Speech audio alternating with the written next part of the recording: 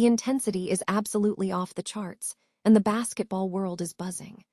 We start with a major sigh of relief in Orlando, as Franz Wagner confirms he is okay after that terrifying knee collision during the Magic loss to the Philadelphia 76ers. The Magic now face a high-stakes, do-or-die battle against the red-hot Charlotte Hornets on Friday with the 8th seed on the line. Never run out of battery again with the INIU portable charger, the slimmest 10,000 mAh power bank that keeps your devices charged on the go. Stay powered up wherever you go. Click the link in the video description to shop now on Amazon. Philadelphia is shifting its entire focus to the postseason, and Kelly Oubre Jr. has officially cemented himself as the team's absolute must-have asset.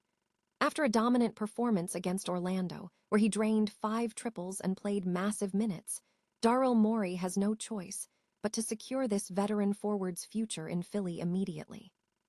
The biggest question looming over the Philadelphia 76ers heading into their showdown with the Boston Celtics remains the status of Joel Embiid. Following his emergency appendectomy surgery, the star center faces an incredibly tight timeline and is unlikely to return before the final games of this first-round series. Finally, we have to talk about the fearless rookie VJ Edgecombe, who has completely captured the heart of Philadelphia with his wild intensity and grit on the court. His standout play against Orlando proves he is ready to battle the Celtics and bring that same chaotic energy to the playoffs. Make sure to hit that like button and subscribe to the channel with notifications turned on so you never miss an update. If you're an Orlando Magic fan, you can finally exhale. After a chaotic night in Philadelphia and a collision that looked like a nightmare for the team's postseason hopes, we finally have some clarity on Franz Wagner's health. It was a tough Wednesday night at the Xfinity Mobile Arena. The Magic couldn't quite match the Sixers' intensity in the fourth, falling 109-97, but the real story wasn't just the scoreboard. It was the moment Franz Wagner took a nasty knee hit from his own teammate, Wendell Carter Jr. Watching a 270-pound big man collide with a star player is never a good look, and when Wagner walked off with a noticeable limp, the entire fan base collectively held its breath. Given his history with a nagging ankle injury that limited him to just 34 games this year, you can see why nerves were high. But here's the good news. Despite the initial scare, Wagner told reporters in the locker room that he's feeling fine. He even cracked a joke about the collision, admitting that Wendell Carter Jr. isn't exactly the guy you want to run into on the court. It's a massive relief for a squad that desperately needs him at full strength. Look, let's be honest about the game itself. It wasn't pretty. While Desmond Bane was an absolute force, dropping 34 points, the rest of the team struggled, with Paolo Banchero fighting through a rough night involving 6 turnovers. Now, all eyes shift to Friday's do-or-die showdown against the Charlotte Hornets. This isn't just another game. It's for the 8th seed and a ticket to face the Detroit Pistons in the playoffs.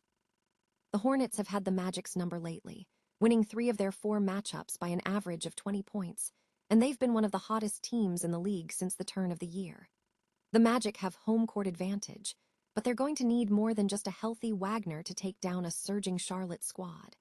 Can Orlando flip the script when it matters most? Drop a comment below, and let me know if you think the Magic have what it takes to survive the play-in. Don't forget to hit that subscribe button to stay locked in, as the race for the postseason reaches a fever pitch. What does it take to turn a season around in just 48 minutes? For Kelly Oubre Jr., it took exactly one postseason performance to remind everyone in Philadelphia that he is no longer just a role player. He is an absolute necessity.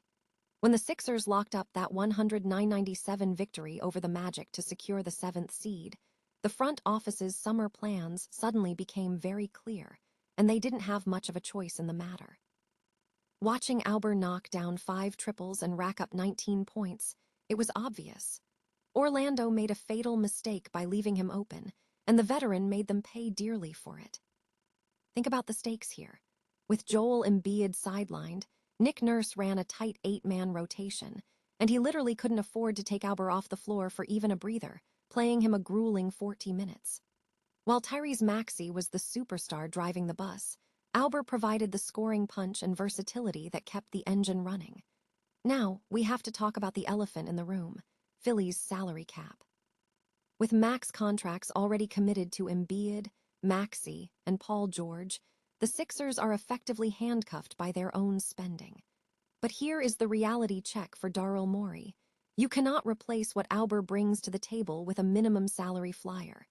It is physically impossible to find that kind of production on a budget. Oubre played this season on a modest $8.3 million deal, but his performance has put him in line for a serious pay raise. With teams like the Lakers sniffing around for wing help, Philly is staring down a bidding war. The question isn't whether they should pay him. The question is whether the ownership is willing to dive deep into the luxury tax to keep their championship window open. If they don't, they are essentially gambling away their competitive edge. We know the history with Aubre's shooting percentages, but this year he stepped up to 36% from deep. When teams sell out to stop Maxey and Embiid, that space is exactly where Oubre thrives. Looking at the books, being nearly $18 million over the cap with 5 key guys hitting free agency is a nightmare scenario. But at the end of the day, winning in the NBA is expensive. If the Sixers want to survive a series against a team like the Celtics, they need Aubre's energy and length. It is time for management to stop looking at the cost and start looking at the chemistry. Do you think Philly is making a mistake by overextending for depth, or is this the championship or bust move they have to make? Let me know your take in the comments below.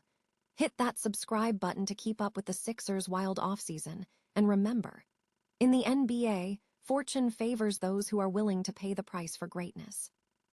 Picture this. The Philadelphia 76ers just punched their ticket to the playoffs after taking down the Magic, but there is a massive elephant in the room, or rather, a massive superstar in street clothes. Joel Embiid was watching from the sidelines, and with a looming showdown against the juggernaut Boston Celtics, every Philly fan is asking the same burning question. When is the big man coming back? The reality of the situation is as unexpected as it gets. This isn't a typical sprained ankle or a torn ligament. Embiid is recovering from an emergency appendectomy he underwent on April 9th. While he was discharged quickly and even showed up to support his team, there is a world of difference between sitting on a bench and battling in the trenches of an NBA playoff game. The math here is tough. If we look at the history books, the average recovery time for an NBA player undergoing this procedure is roughly 23 days.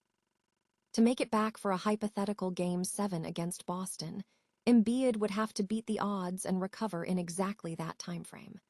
Now, there is a sliver of hope. If he had the minimally invasive laparoscopic surgery, his timeline could theoretically be shorter, and his presence on the sidelines earlier this week suggests he might have gone that route. But let's be real for a second. Embiid isn't just any player, and his history of health setbacks combined with the sheer intensity of a playoff series against a team like Boston makes a miracle recovery, a massive gamble for the Sixers.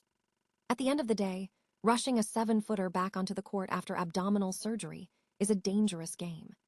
Do you think the Sixers should play it safe and save him for the next round, or is it worth the risk to try and steal a game from the Celtics? Drop a comment below and let me know your take.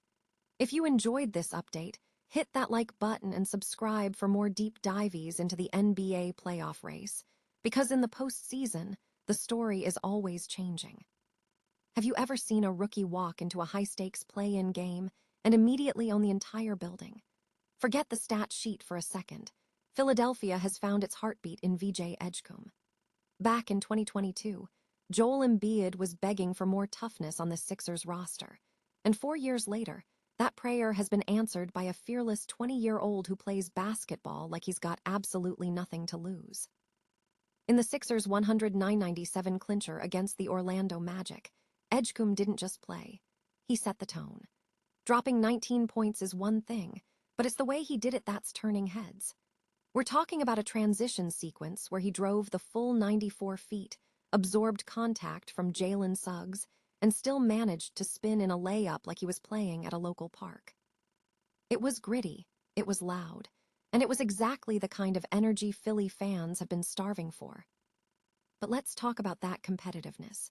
This kid isn't just trying to score, he's He's trying to send a message. When he dunked on Suggs and got right in his face, resulting in a technical foul, he wasn't looking for a whistle. He was looking for a confrontation.